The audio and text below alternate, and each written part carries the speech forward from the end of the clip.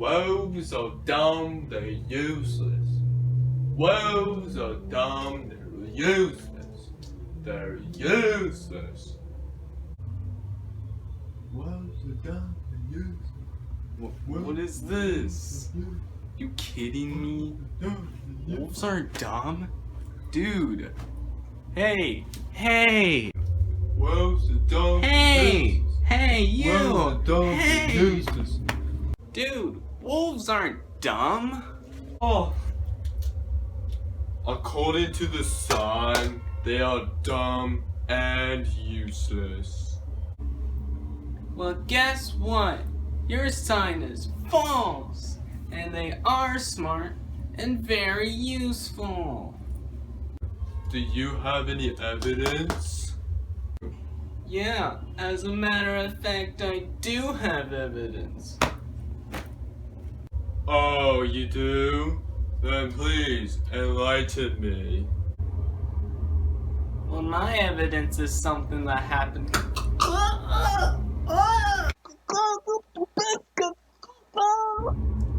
My evidence is something that happened in Yellowstone Park in the United States.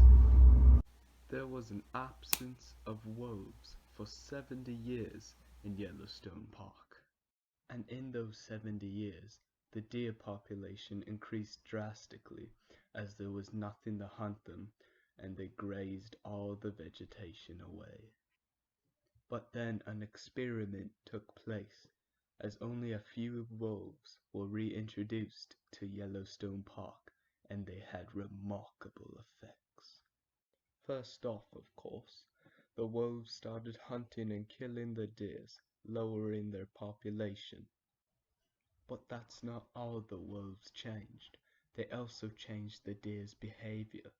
The way the deers changed their behavior was by not going to certain places that they could get trapped and killed easily. And then the places the deers avoided started to regenerate. Then they became forests with huge trees in only 6 years. Then after that, the birds started moving into those forests. And then the beavers moved in as well, because the beavers like to eat the trees. And when the beavers moved in, they built dams providing habitats for otters and muskrats, and ducks and fish and reptiles and amphibians. And besides killing deers, the wolves also killed coyotes, then decreasing their population as well. And then the rabbits and mice population grew, as well as the population of hawks, weasels, foxes, and badgers. And then the ravens and eagles population grew from them feeding on the carcasses that the wolves left behind. The bears also did this as well, and their population grew, also from the increase of berry bushes. And then the bears helped the wolves impact by killing the deers as well. But that wasn't even the amazing part. The amazing part was the wolves changed the rivers. There was less erosion, more channels were narrowed, and more pools and riffle sections appeared, all because of the wolves.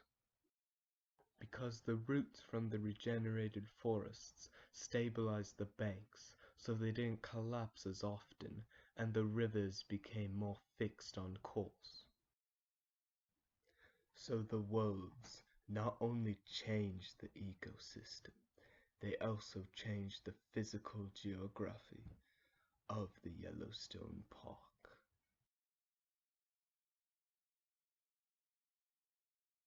Oh, wow. I knew that.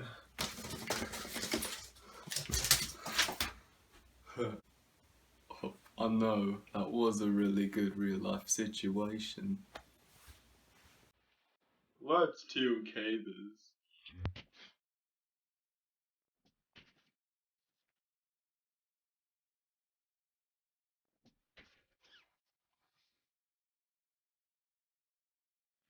I have a knowledge question.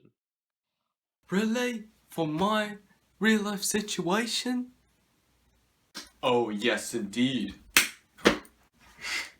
How can we use reason, imagination, and evidence to justify experiments that work towards new knowledge? Oh, golly, let me think about that. To what extent? To what extent? To what extent? To what extent? To what extent? To what extent? To what extent? To what extent? Oh! So, how this knowledge question relates to our real life situation. So, the reason was to decrease the population of deer, okay?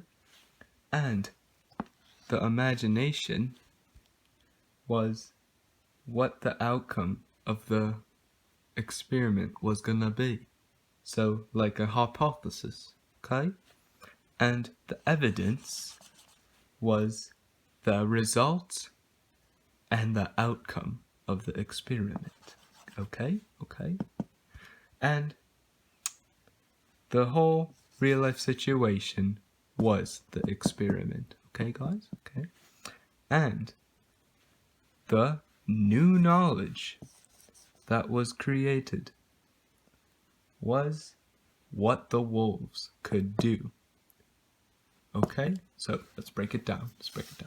So, like, how can we use reason, imagination, and evidence to justify the experiment?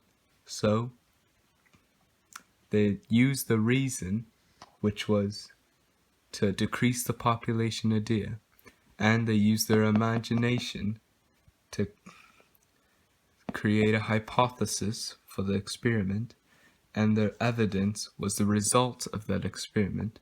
So they, from previous experiments, for example, to justify their experiment so that they knew it could create new knowledge, which it did in the end. Okay, guys?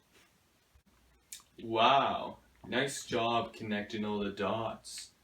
Now, let's answer this knowledge question.